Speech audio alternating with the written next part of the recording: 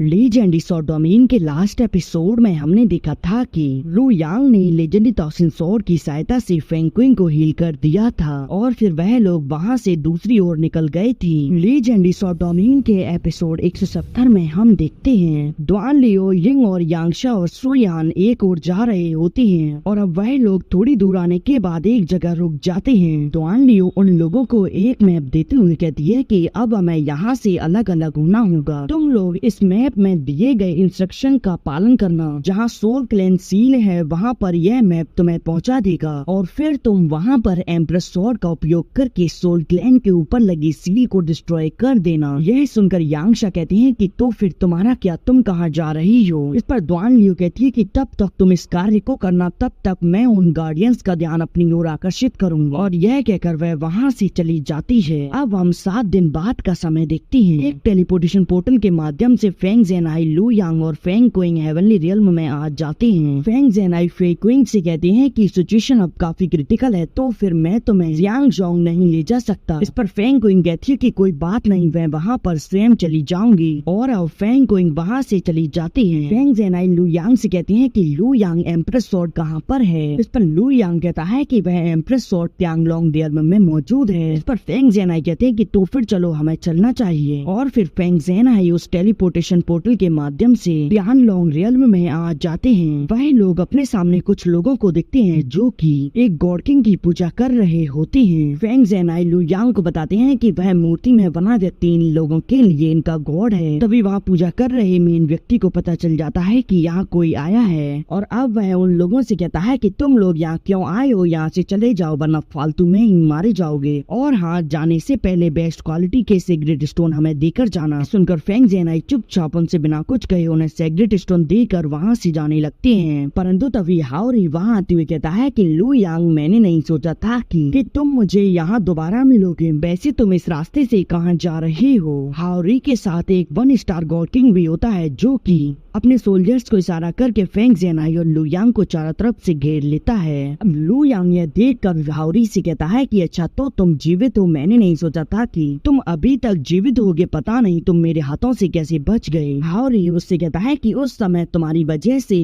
उस powerful lady के हाथों गॉड किंग सांगवांग ज़ुगेन भी मारे गए, लेकिन अब तुम्हें यहाँ बचाने के लिए वह लेडी नहीं है, तो फिर अब तुम मेरे हाथों मारे जाओगे। गॉड किंग सांगयू यह देखकर कहता है कि क्या इस लड़के के कारण सांगवांग ज़ुगेन मारा गया? हाओरी, सच में तुम इस लड़की से नहीं निपट पाए, चलो ठीक है मैं तुम्हारी मदद करूंगा इस लड़के से निपटने में। हाओरी कहता है कि ठीक है ब्रदर, तो फिर मैं आपका तो एहसान बंद रहूंगा। लू यांग हाओरी से कहता है कि मेरे पास महत्वपूर्ण काम है, इसीलिए तुम्हारी चापलूसी देखने का समय मेरे पास नहीं है। हाओरी लू यांग से कहता है कि तुम ज़ेंगयांग स्वॉर्ड सेक्ट की प्रोटेक्टिव फॉर्मेशन के बिना मेरे सामने कुछ भी नहीं हो। सच बताऊं तो तुम्हारी औकात मेरे सामने सिर्फ एक चींटी के समान है। वह शानयू से कहता है कि ब्रदर आपको परेशान होने की जरूरत नहीं है, मैं इसे अकेले ही संभाल लूंगा। और फिर वह अपनी पावर को एक्टिवेट करते हुए अपने ब्लेड्स को बाहर निकाल लेता है और फिर उनकी सहायता से वह लू यांग पर अटैक कर देता है। यह देखकर लू यांग तुरंत लेजेंडरी स्वॉर्ड ताओशिन को बाहर निकाल कर अपने एक ही अटैक में उसके उस अटैक को डिस्ट्रॉय करने के साथ साथ वहाँ मौजूद सैनिकों को भी ढेर कर देता है। लू यांग की पावर को देखकर हाओरी कहता है कि तुम तो 7 निर्माणा के गॉड बन चुके हो, सच में तुम्हारी कल्टीवेशन तो तेजी से इम्प्रूव हुई है। परंतु लू यांग तो उसकी फालतू की बातों पर ध्यान नहीं देता और अपनी ताओशिन स्वॉर्ड में थंडर एनर्जी को गैदर करके